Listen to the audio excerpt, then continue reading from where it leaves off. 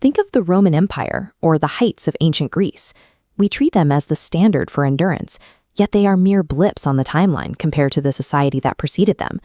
The civilization of the Nile Valley survived for more than 3,000 years, outlasting 31 successive dynasties of kings. They built structures so massive they still dominate the skyline today.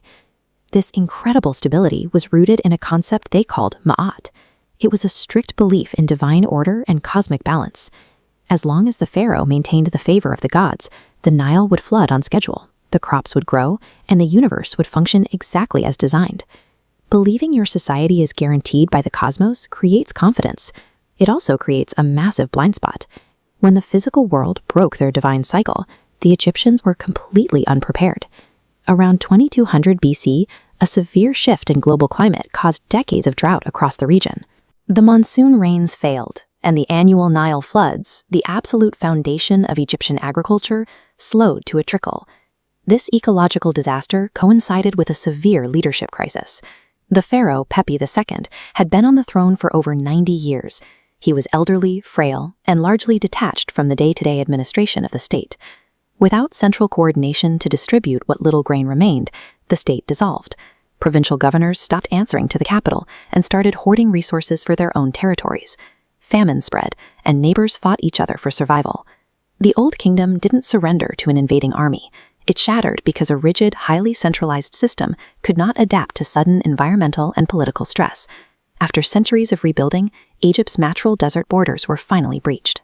A foreign group known as the Hyksos arrived from the northeast, bringing a military technology the Egyptians had never seen, the horse-drawn chariot.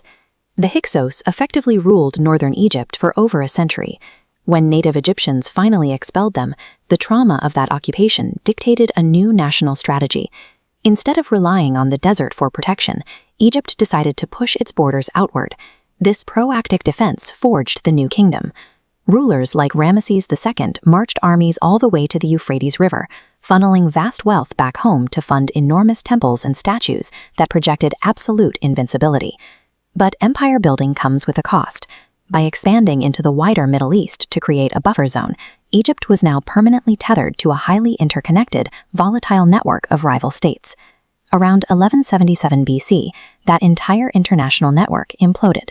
A mysterious coalition of displaced raiders, known as the Sea Peoples, swept through the Mediterranean, wiping out established civilizations from Greece to Syria. When they reached the Nile Delta, Pharaoh Rameses III met them with brutal naval tactics, trapping and destroying their fleet. Egypt survived, but the immense cost of the war drained the royal treasury. The state was practically bankrupt. Elite tomb builders went on strike because their food rations hadn't arrived, the first recorded labor strike in history.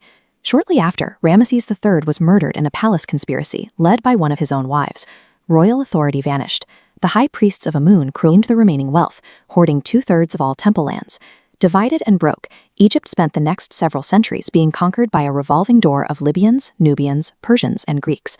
Repelling a foreign invasion looks like a victory on a monument. But if the economy is gutted and the institutions are corrupt, the military win merely delays an inevitable collapse. The political lineage of the pharaohs officially ended in 30 BC. Following a failed rebellion, Cleopatra took her own life, and the once great empire was reduced to a mere province of Rome. Yet daily life along the Nile didn't instantly stop. The culture's actual death arrived nearly 400 years later, when the Christianized Roman Empire issued decrees banning traditional pagan rituals and forcing the ancient temples to close.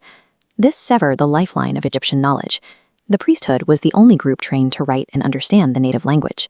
In 394 AD, a scribe carved the last known hieroglyphic inscription at the Temple of Philae.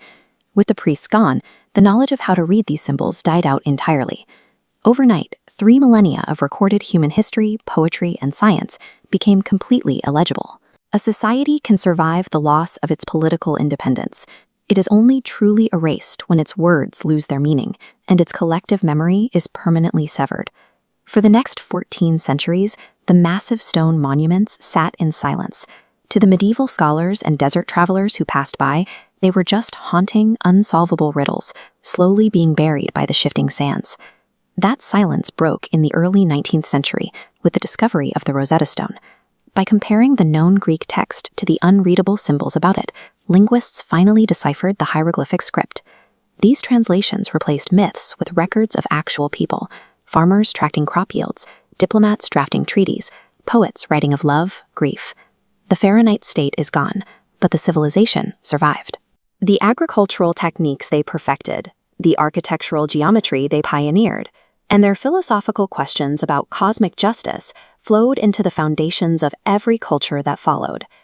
The pharaonic government eventually collapsed, yet the human ingenuity required to build the pyramids survived the states that funded them.